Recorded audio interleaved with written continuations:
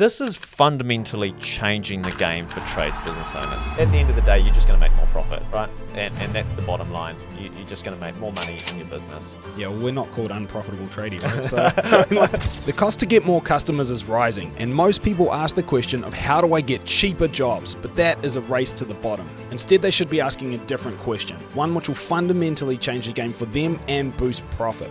Yeah. You just got to be proactive and more than you think, because people are busy, they don't have time for this sort of stuff. So you just got to keep reaching out, and they're not going to notice. So you just got to reach out more and more and more and more, keep pushing it. Have a system behind it, and that's going to change the game as well. Yeah. Tune into this episode where we flip the switch on how to spend less on marketing but get more jobs and profit. All right. Welcome to the Profitable Tradie podcast. I'm your host, Phil Smith, and I'm here with Damon Fisher, our head of marketing for Profitable Tradie. Guy is a gun. He knows everything when it comes to getting more jobs and making them great. So welcome, Damo. Great to have you here. Yeah, awesome to be here. Good to be on the other side. Yeah, man.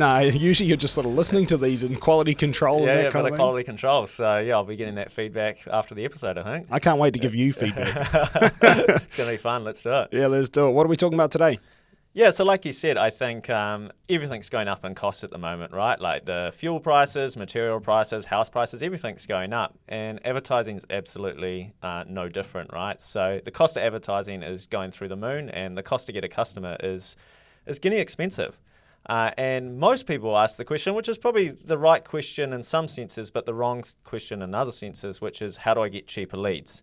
And the thing with that question is, it's a race to the bottom. You're just going to keep competing with everyone else that's trying to do cheaper and better marketing.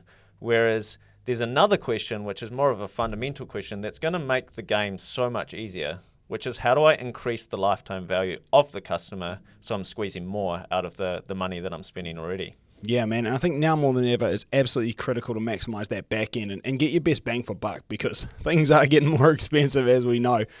This actually reminds me of a story. It's actually an old parable that came from Israel. And what it is this guy, he's got a donkey, and he wants to see just how little he can feed his donkey. So What he does is every day he feeds his donkey a little bit less.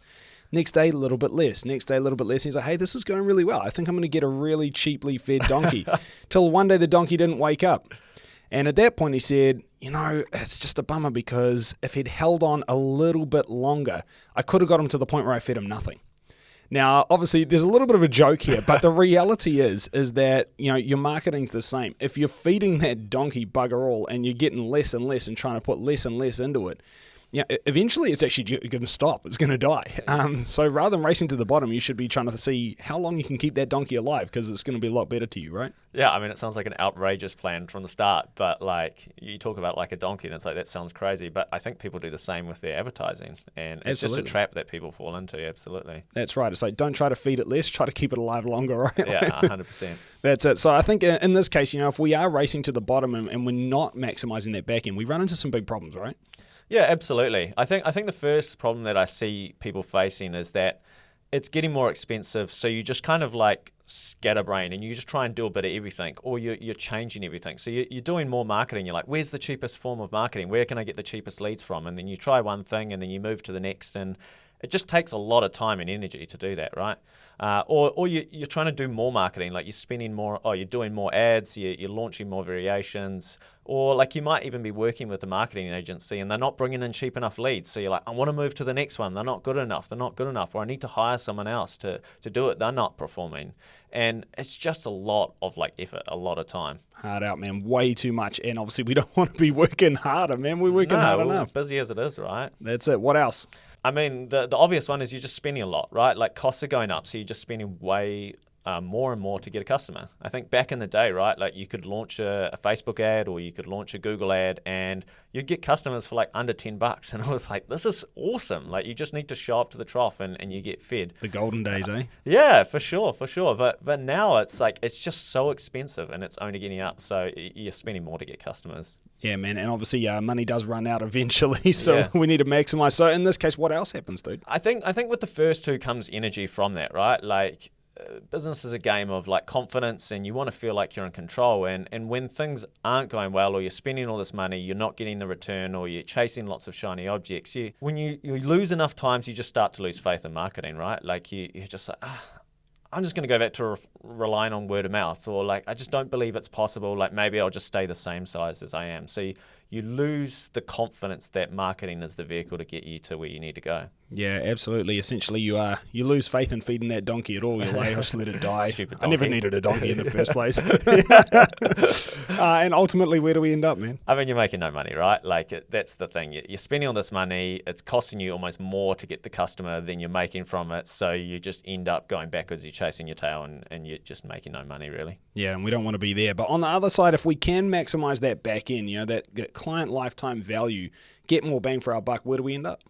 Kind of the flip side, right? Like, it just becomes easier. In a weird way, you can actually like do less and get more. So you can just focus in on a few core things and just really nail those and focus your time there. And then you're going to get more customers, make more money, and in less time. Yeah, well, that sounds good. Yeah. What else? Yeah, I think you're going to make more money, right? So if you can nail this, you can spend the same amount of money, but you can make 2, 3, 4, 5 times more money off the same amount. So you're just gonna make more profit. And with that, again, comes with the confidence. You've now got this machine or this system that you can rely on when you put money in. You're like, yes, this is gonna bring me return. I'm gonna enjoy spending the money because I'm seeing the return of it, and it just gives you that feeling of control, and you can reinvest that into your business, into your equipment, your staff, your systems, whatever. And it's just like a real recipe for growth and makes things fun. Yeah, man. Well, essentially the advertising becomes cheap, right? Because, I mean, cheap or expensive are relative terms. So, Yep. Instead of thinking this is expensive, I'm paying a lot for a lead or paying a lot for a job, you might be paying the same amount, but now it seems cheap because you just get more out of it. So same amount, way different, perception of what that costs you. What else happens? Yeah, I mean, it's like, what, $1,000 to get a customer? Whoa, that's too expensive. But what if that customer was worth $1 million? It's like, that's pretty cheap in that sense. Yeah, I mean, pretty easy trade. Now, if it's $1,000 to get a $400 customer, you're like, well, that's expensive. And you're probably kind of on the money with that one as well, right? Yeah, well, throwing money on a fire is probably not advisable. Not a good plan.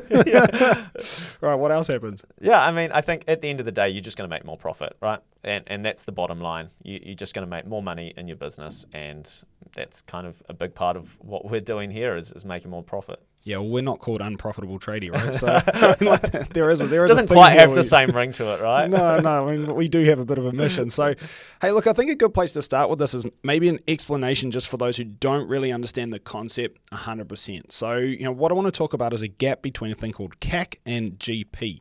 So what I'm talking about here is, CAC, it stands for client acquisition costs. So this is how much you spent to get a job. And in this case, let's say you're doing some marketing and you spend some money on that, whether it's a Google ad, Facebook ad, whether it's a lumpy mail campaign, flyers, anything. You're spending money to do the advertising. So you have a marketing spend. That campaign then gets some jobs. And when you know how many jobs you got from that campaign, you can then figure out what it costs to get each job by taking the amount of money you spent, divide it by the amount of jobs you got. Pretty straightforward. And that is your CAC. It's what it costs you to get a client or a job. From there, you actually do those jobs, and those jobs will have a value, and then you'll make a gross profit from those jobs. So it's how much profit did I make, gross profit, from the jobs I did in that campaign. What I'm then able to do is compare whether or not I spent more money to get the jobs than I made on the jobs, or whether I spent less money on the jobs than I made on the jobs. So in this case, let's say that you did a marketing campaign and you figured out your CAC was about $100 per job. So it cost me $100 to get a job. And I figured out that most of the jobs I did averaged about $200. They were small jobs, and they were a 50% GP, which mean I made $100 on each job.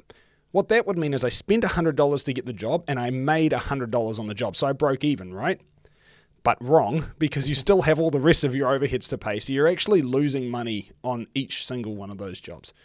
So obviously what we're talking about today is how to widen the gap between that CAC, what you spent for the job, and how to, and what you actually made on the job. So if the wider we can make that gap, the more profit you actually end up with per job. And I think, like we said earlier, you could spend time lowering the CAC, what it cost you, to actually win a job or some work.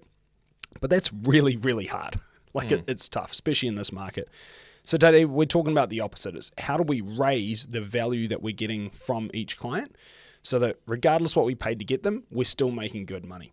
I remember you said to me there was 3 main levers that we can pull to do this. Why don't you kick into those? Yeah, for sure. And I think just like to add to your point as well, right? Like, this is the game now. The game is if you can both, you and your competitor can both spend $200 to get the customer. If you get $3,000 over the next 12 months and they get $600, you're going to win that. So the question or the thought at the back of your mind should be, how can I spend more to get a customer than everyone else? And it sounds a bit weird, right? Like you don't want to spend more, but when you put it in those terms, if you can spend more, then the cycle over time is just going to win, because the person that's spending $200 to get the $600, they're just going to keep chasing. So just ask that as a question, which is basically, how do I spend more to win? Yeah. So rather than spending less, how can I make it okay that I spent more? For sure. And maybe I'll add a word in there which is probably important. It's like, how do I spend more profitably to beat them? But for shock factor, let's just say, how do I spend more to beat them? One way you could spend more is go to the bank and get a huge loan and then just blow it all. For sure. But don't do that. Yeah. So I think that's really important. And yeah, like to the 3 key levers, right? I guess there's ways in which you can do it, and there's the short term, right? So you spent your $200, you can come in and your competitor or the person that's not doing this, they're like, great, I got this job. I'm just going to get stuck in. I'm just going to get the job done. I'm going to get out and I'm going to move on to the next one. Whereas the savvy business owner, the guy that's thinking about the lifetime value, one thing they could be doing is upselling, right? So you pre-frame that when someone calls up, you say, hey, part of our service is that we'll do a free safety inspection on your property to make sure everything's working as it should be. That is another word for upselling. Whereas basically you're going to the site, you have a checklist that your guys go around and they check off everything in the property, and then they say, hey, look, this is all good, but like it's probably going to break in a few months' time, so would you like to get that done now? A lot of the time the customer's like, actually, while you're here, yes, can you do that? Great, you've just now turned that $200 job into the $400 job, like another job, right? So you've just doubled the situation. And not only that, but you've actually provided better customer service to your client. Like real life situation, this happened to me actually just recently. So I had some guttering in my house, which was overflowing like all the time. Every time there's heavy rain, gutters are overflowing. And at first I thought I just need to clean them out. So I cleaned them out. Fun job, by the way. Fun job cleaning your gutters. I know anyone who's cleaned their gutters is going to be like, ugh, that sucks. A lot of dirt in there. Anyway, cleaned them all out. But hey, more heavy rain, more overflowing. So I called someone in to check it out. And maybe replace the gutters. Maybe they're no good. And one of the first things they told me is, well, dude, there's not enough downpipes at your house. And I was like, okay, well, that'd make sense. So, hey, look, there was some guttering that did need to be replaced. And so the guy came in, he replaced the guttering, but he also, put 4 more downpipes on my house. Nice. And you know what? Like that was actually the game changer that really made the difference. Now I get no overflow. And not only that, but I'm on tank water, man. I'm not on town water. I live in the country. So that was also all water I wasn't catching and getting into my tanks, whereas now I am. And, if you're on tank water and not on town water, water anxiety is real. Like in the dry months, you're like, oh, man, I need to catch as much as I can. So the funny thing is like this guy got a great upsell. Like actually the downpipes ended up being worth more than the guttering, especially because he had to get it, over to the tanks and all that kind of stuff. But the thing is I'm stoked. Yeah. Like to me, I don't feel upsold at all. I feel like you solved a problem I didn't know I had, and it was a bigger problem than my original one. So I think the thing is sometimes with upselling, we think, oh, am I going to be like, do you want fries with that? It's like, nah, man. You're looking around with this checklist. You're actually finding real things they actually need. You're not making shit up. And so at that point, when you say to the client or the customer, like, hey, we've done this job, this is great, but hey, just so you know, there's these other issues, that they're going to be very receptive to that. They'll jump at it because these are real issues. Absolutely. You're not making stuff up. Yeah. The saying goes, right, like people hate to be sold to, but they love shopping. So help them go shopping, like help them do some things that's going to solve the problems that they're facing. So upselling is a great way of doing that. And to tie back to the episode, right, it's about turning that $200 now into $400. And back to your example, right? You've spent the $100, but now you've got a $400 job at a 50% gross profit margin on both of them, right? So now that $100 is turned into $200. Yeah. We're starting to look good. We're starting to be able to cover these overheads, but there's more, right? Oh, man. We're only just getting started. So I think just quick one, if I can cut in as well, is I think sometimes with upselling, people will think, easy for guys doing service work. You pop around to do a service job and there's other service stuff you can look for. But like this does apply to new builds, and it applies to renos. It applies to everything. Like Absolutely. I'm actually getting my kitchen renovated as well. A lot of work being done at my house. A lot of tradies coming through. But anyway, so we're looking at the plan. Plumber's having a look at it, and as he walks around, he's like, he's got his basics he's got to do for this kitchen renovation. He just says, by the way, do you want an instant boiling tap? Yeah, absolutely. Yeah, like definitely. Like, do you mean it so I don't have to boil the jug? He's like, nah, bro. Chuck it on. It's this much money. I was like, yeah, bro, do it. And he's like, I've also noticed like there's no plumbing behind your fridge, but you have an ice maker on the fridge. Like, that's a bit of a waste. I was like, yeah, man, it pisses me off. I love an ice maker. Yeah, good, so good. He's like, do you want me to plumb the fridge? I was like, yeah, like that sounds magic. Like that's amazing. By the end, dude's got like 4 or 5 upsells, but literally just from like looking at the plan, he's standing there with me. He's just like, oh, by the way, I've noticed you don't have this. Do you know everyone has that these days? And I'm so okay. Yeah. And I just this guy sounds like the best guy in the world. Right, great, so good. Great plumber. He is one of our clients. So I mean, yeah, shout out. But like it's awesome, right? Upgrades, like that's a huge another opportunity. Is like offer them a premium upgrade or something better. Also, like there's people just like a better service, so you could offer like a speed thing. So if you want to come sooner, you can offer them an increased price, but you get there sooner, right? So it's all those like premium extras, like guarantees or warranties and all that sort of stuff, right? Like you can bake those in, and that's just going to be like extra money for you and a better customer experience as well. Yeah, totally. And I think again, like for those doing new builds, you might say, yeah, but how am I going to do it then, right? Like I don't even see the end user. Like how can I upsell to them? And the builder doesn't want me to upsell to the builder. Well, we have a client called Brad here in Hamilton. He's an electrician, and he actually just speaks to his builders and he says, hey, I've got this process I want to run, where if you can let me have a walkthrough of the property with the client, before we're putting in everything at the end, let me walk through with the plans and I'll just sort of make sure that everything's cool with them. And I've got all my little price list of upsells I can do. I've already built your margin into it, Mr. Builder, and I'll get it all signed off right then and there so there's no back and forward, and then I'll just send it to you and it's just money for jam. You'll just make extra money. It'll take me 10 minutes. Builder goes, sure, I'll believe it when I see it. And Brad walks through with the client and goes, where are you going to put the TV? Over there? Cool, you've only got one outlet. Are you going to put your internet router next to that? Yeah, okay, cool. Like, why don't we put an extra outlet so you're not running 5 multi-boxes off there? And the guy's like, okay. Where are you going to put your kitchen table? Over here. All right, I've noticed there's no extra downlights above that, so the table might be a bit dark. Would you like it if we put better lighting above that? Yeah, that'd be great. Hey man, I've noticed it, he just like basically goes and asks them, where are you going to put stuff? Yeah. And then upsells a bunch of stuff for that. And then while he's there, he leaves a flyer for solar, and he leaves this and that. And this do was you want a smart vent? Like it'd be easier for us to put it in before they finish the house rather than coming back and having to do it later. And, at the end of all that, he's literally got it on his iPad. They sign it off right then and there. He's got all the pricing. It's all fixed prices. They sign it off right then and there, and he just sends it to the builder and goes, by the way, made you an extra 10 grand. And the builder's like, what? So good. And it's all, and you know what? The end user gets the house they actually wanted rather than having to get all this done later.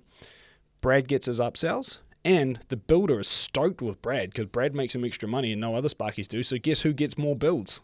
Brad. Absolutely. Like it's a no-brainer. Yeah, he did this exact process on Tony, right? So yeah. Maybe there's a lesson in there. It's like tailor your marketing to profitable tradie stuff. He did it to me too, man. I wanted one heat pump, and Brad left with a quote for like 3 heat pumps, a smart vent, 18 downlights, and like some extra outlets, and like where the honeypot comes. I know. I'm a sucker, man. You just sell to me, you're gonna make money. My point is like it's like this is not a some people thing. This is a everybody thing. And if you can push your average ticket price up even a little bit, it makes a huge difference to the balance between that CAC and the GP. Yep. And any widening of that gap is beneficial because it means you can spend more than your competitors, as we talked about earlier. So this is huge.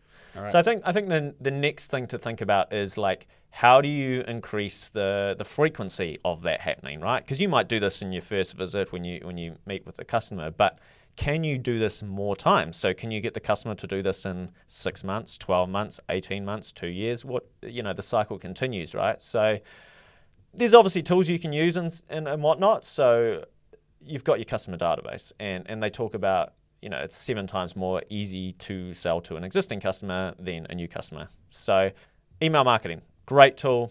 Send an offer out every month to your email database. Have we got the special on this? Or do you have any like leaking taps or lights that need installation? Anything like that. Put anything out there, to be fair. I think one of our members actually put a price rise letter out there, and somehow won 15 jobs, which kind of is backwards. But if you put a good offer out there, you can squeeze more. So that customer that came in initially, off, circling back to the $200 to get them, they've now upsold, so they're now $400. You now get a job from them in 6 months' time.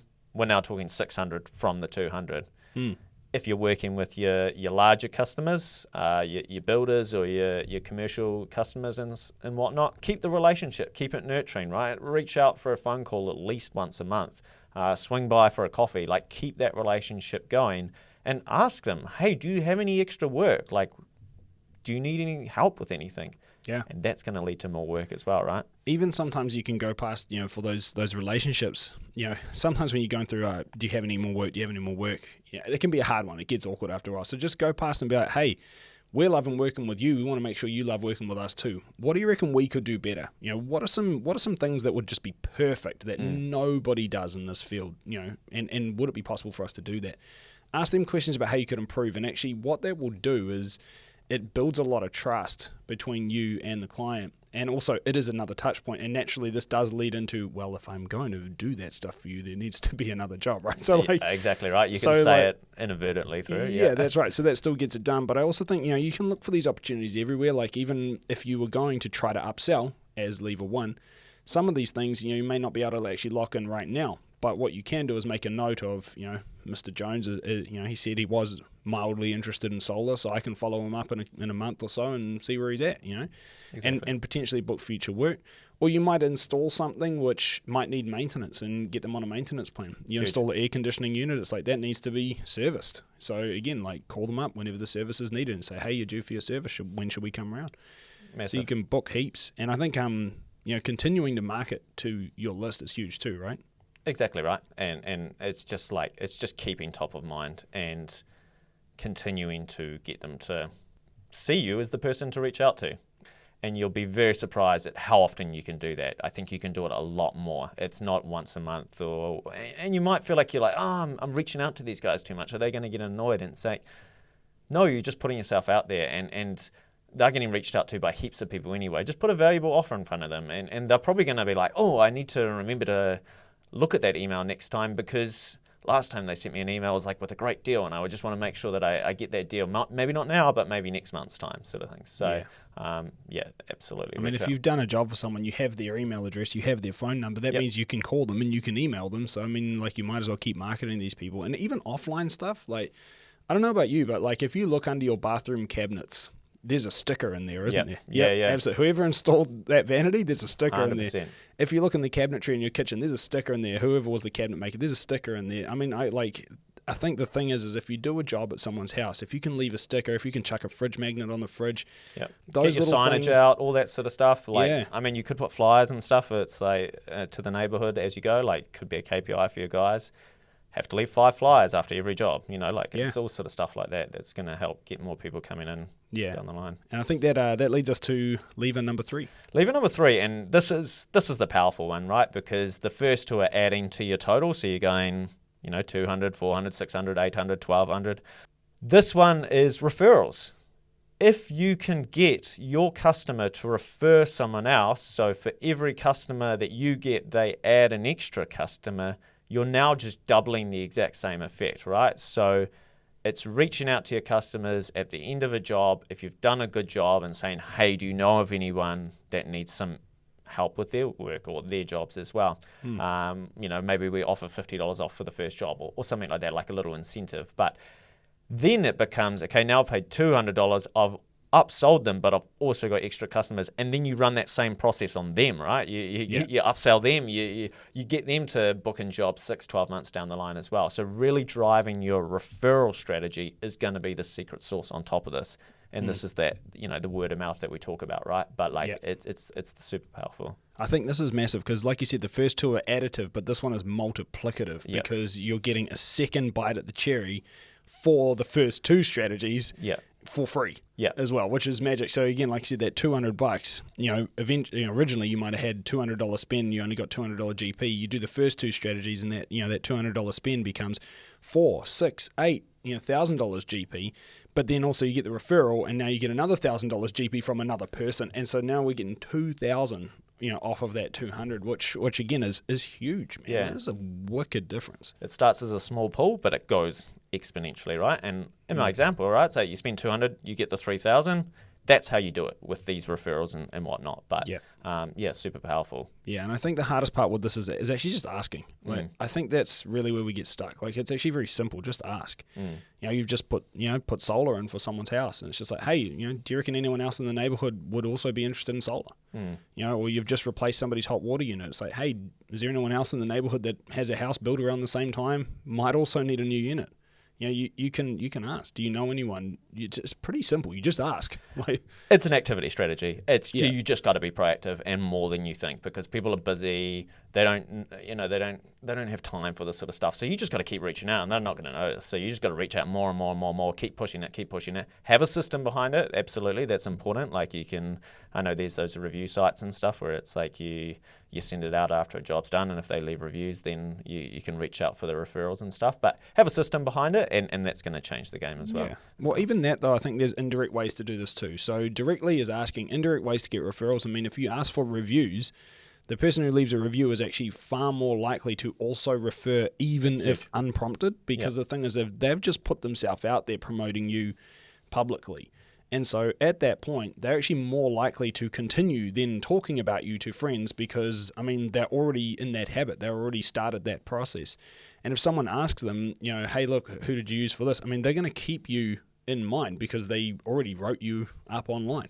Not only that, but what you said before with the flyers in the neighborhood, I think this is also a great way to drive referrals, because instead of getting your customer to have to push you to other people as a referral, you can actually get the other people to come and ask your customer. So an example of this is, let's say, again, solar. I put solar on someone's house, and I go around, just his direct neighbors, and I say, hey, you might have seen that Jonesy at number 4 has just got solar installed. Like, this is the benefits Jonesy's going to get, blah, blah, blah. If you also want those benefits, why don't you go talk to Jonesy about it and see how he's getting on? Otherwise, you can give us a call on blah, blah, blah, blah. Now, they might not call you straight away, but they might go and ask Jonesy. Absolutely. Nosy neighbours, right? Everyone's interested in what's going on over at Jonesy's. So. Yeah, you want to keep up with the Jonesies. Well, people follow people, right? So that's it. Absolutely. And in that way, they're approaching your customer and asking, hey, how did you find this? And at that point, like the referral was actually prompted by someone else, which means it takes that difficulty, that barrier away from your client where they had to put themselves out there to do this. Again, if I was a landscaper, going around to a new development, a couple of the houses are finished, the rest of them are not finished yet.